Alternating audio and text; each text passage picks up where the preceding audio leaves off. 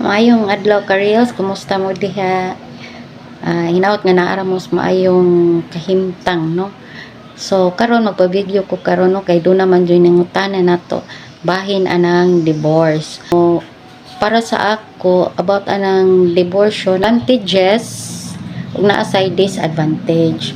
Dili ko uyon sa ginatawag og diborsyo or divorce. Kay number one, kana para magud sa ako na magud nay advantages ug disadvantages. Kita una sa disadvantage, no, ang disadvantage kay mayano-yano na lang ang kaminyoon, no, mura na lag mahug na lag dula-dula, no, dili na gyud siya matawag sagrado. Para sa ako magud ang kaminyoon usa gyud na ka sagrado, especially kung adto ka ikasal sa simbahan, no, kay do na jud kay nagatubang gyud ka dito sa Ginoo, no, nga imo gining pakaslan, imo ni siyang kun sa hirap at ginhawa, and then suddenly ginagmay lang nga problema bitaw dayon. So mo na murag mawa na ang saysay sa kaminyoon. Na siya nga dili ko ganahan, mo na siya disadvantage, no, nga mawa na ang sagrado nga purpose sa pagminyo, no, kay apil man gud na og mo kuanta mo take vow ta apil gyud na ang sa hirap at ginawa. So dili lang gyud kahirapan or unsa may angay natong kuano no nga rason nga magbuwag ta.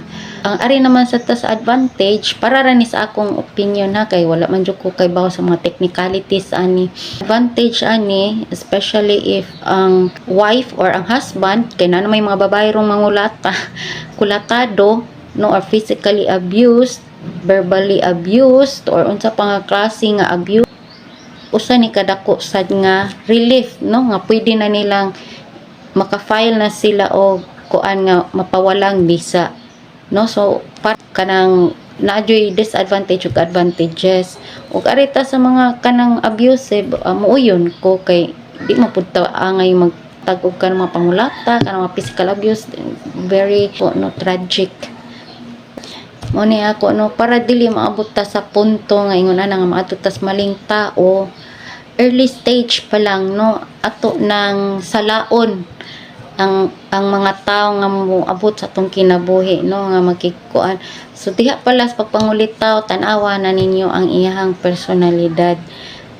Ug dunay red flag, naka-red sa jud ko ay kung dunay red flag, ayaw na lang na ninyo ipadayon kay kita tanan amantay mga kuano kanang ginatawag o mga ideal, no, or atong gusto sa usa ka tawo, ug wa na ang tawhana na pasok sa ato ang ginatawag og standard, ayaw na lang mo pagpadayon, no.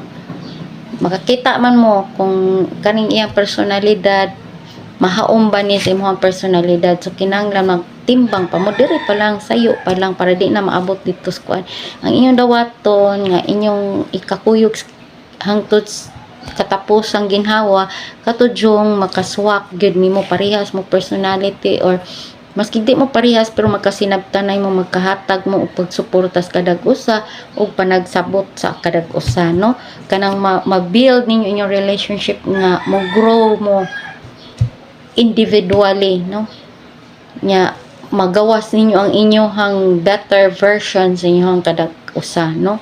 So mo na siya nya ang ikaduha nga punto pod nako, no, bahin anang musud tag relationship, kinahanglan sa jud ta nga andam ta nga modawat sa iyahang weakness niya, andam ta dili lang puro strength niya ato ang dawaton, kundi pati iyang weakness, kay dili man ta perpekto ang iyang mga kasaypanan or iyang kaluyahon isip tao atong dawaton. Kung kaya ba nato dawaton, ug di kaya ayaw na lang pagpadayon, ug kaya hala padayon, no.